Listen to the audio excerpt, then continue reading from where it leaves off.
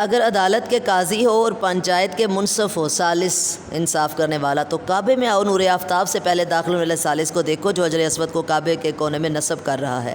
یہ ہم 2-3 کلاس میں تھے جب اسلامیات کا ایک واقعہ پڑھا تھا، حلف الفضول۔ اس میں کیا تھا کہ خانہ کعبہ کو دوبارہ تعمیر کیا گیا، مکہ میں سیلاب آیا اور کعبہ کی بنیادیں جو تھی وہ ہل گئیں، تو انہوں نے سوچا سب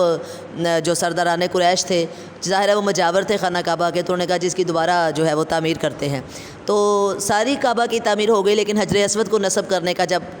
وقت آیا تو وہ جھگڑنا شروع ہو گئے۔ جھگڑا تو ان کے میں تھا نا، جہالت تھی،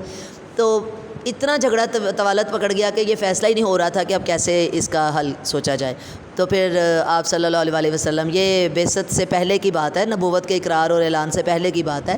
تو آپ نے کہا کہ ایسا کرتے ہیں جو صبح سب سے پہلے حرم کعبہ میں داخل ہوگا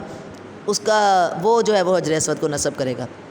تمام سرداروں نے آپ کی بات کو مان لیا۔ اب جب کعبہ میں آئے وہ صاحب بڑی جلدی اٹھ کے، آفتاب کے طلوع ہونے سے پہلے ہی وہ آ کے سب بیٹھنے لگے، لیکن جب دیکھا تو آپ سرکار وہاں پہ پہلے سے ہی موجود تھے۔ تو پھر انہوں نے کہا جی یہ ہمیں ابن عبداللہ کے فیصلے پر جو ہے وہ یقین ہے، تو آپ جو ہے وہ حجر اسود کو اپنے ہاتھوں سے نصب فرمائیں۔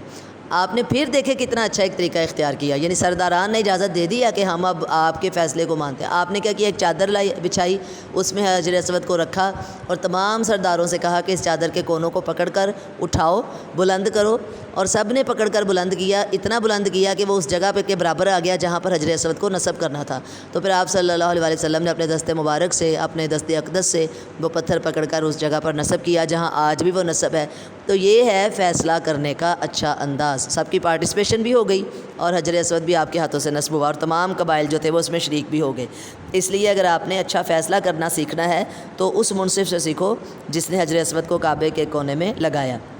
مدینے کی کچی مسجد کے صحن میں بیٹھنے والے انصاف کرنے والے کو دیکھو جس کی نظر انصاف میں شاہ و گدا اور امیر و غریب برابر تھے۔ شاہ اور گدا، بادشاہ اور غلام، اور امیر و غریب اعلیٰ اور ادنا۔ اگر تم بیویوں کے شوہر ہو تو خدیجہ اور عائشہ کے شوہر کی حیات پاک پڑھو، اگر اولاد والے ہو تو فاطمہ کے باپ اور حسن و حسین کے نانا کا حال پوچھو۔ بچوں سے کیسا رویہ رکھنا ہے، بیویوں سے کیسا رویہ رکھنا ہے، ہر طرح کی مثال ہمیں آپ صلی اللہ علیہ وسلم کی زندگی سے ملتی ہے۔ جیسے ایک واقعہ اب ذہن میں آ رہا ہے کہ ہم نے اسلامیات میں 6-7 کلاس میں یہ واقعہ ہوگا کہ آپ صلی اللہ علیہ وسلم اپنے صحبت رسالت میں بیٹھے صحابہ کو اسلامی تعلیمات بتا رہے تھے، تو امام حسن اور حسین جو ہے وہ بھاگے آئے، آپ نے ان کو گود میں بٹھایا، ان کا منہ چوما، ان کو پیار کیا۔ تو ایک صحبت میں بیٹھا شخص تھا، اس کا نام تھا اقرا بن حابس۔ اس نے کہا یا رسول اللہ میرے 9 بچے ہیں اور کافی زیادہ کثیر تعداد میں اولاد ہے، لیکن میں نے کبھی کسی کو پیار نہیں کیا۔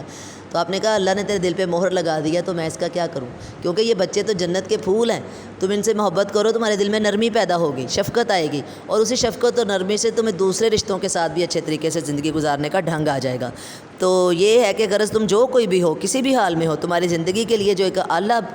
مثال، ایک بہترین نمونہ اور تمہاری شخصیت کی اصلاح اور درستی کے لیے، رہنمائی کے لیے جو ساری ہدایت تمہیں ملنی ہے وہ اور کہیں سے نہیں، جو تم نے اپنی زندگی کی تاریکی، ظلمت خانہ جو تاریکی ہے اس کے لیے ہدایت کا چراغ اور روشنی کا نور جو ہے وہ آپ صلی اللہ علیہ وسلم کی جامعیت کبریٰ کے خزانے میں ہر وقت اور ہمہ دم مل سکتا ہے۔ جامعیت کبریٰ، عمدہ خوبیوں کا مکمل نمونہ، ہر وقت جب بھی سوتے جاگتے اٹھتے بیٹھتے کھاتے پیتے، بیٹھنے کا انداز، بولنے کا انداز، ہر چیز کے بارے میں ہم آدم، ہر وقت تیار۔ آپ کو یہ مثال حضور صلی اللہ علیہ وسلم کی زندگی سے ملے گی۔ اس لیے طبقہ انسانی کے ہر طالب علم اور نور ایمانی کے ہر متلاشی کے لیے، متلاشی کا مطلب جو جستجو کرتا ہے، جو ڈھونڈتا ہے، جو طالب ہے، اس کے لیے صرف رسول اکرم صلی اللہ علیہ وسلم کی سیرت، یعنی ان کی پاکیزہ شخصیت، ہدایت کا نمونہ، رہنمائی کی مثال اور نجات کا ذریعہ ہے، فلاح پانے کا وسیلہ ہے، بخشش کا وسیلہ ہے، دین اور دنیا میں کامیابی کا وسیلہ ہے۔ یعنی یہ ہماری اگر آخرت بھی سنورنی ہے وہ بھی سیرت پاک پر عمل کرنے سے ہے، اگر دنیا میں کامیاب و کامران ہونا ہے تو بھی آپ صلی اللہ علیہ وسلم کی شخصیت کو اپنا عملی نمونہ بنانا ہے زندگی میں، صرف پڑھ کے کتابوں میں نہیں رکھنا، بلکہ ان کی سیرت پر جیسے انہوں نے پیش کی اس طرح سے عمل کریں گے تو ہم دین دنیا میں سرخرو ہو سکتے ہیں۔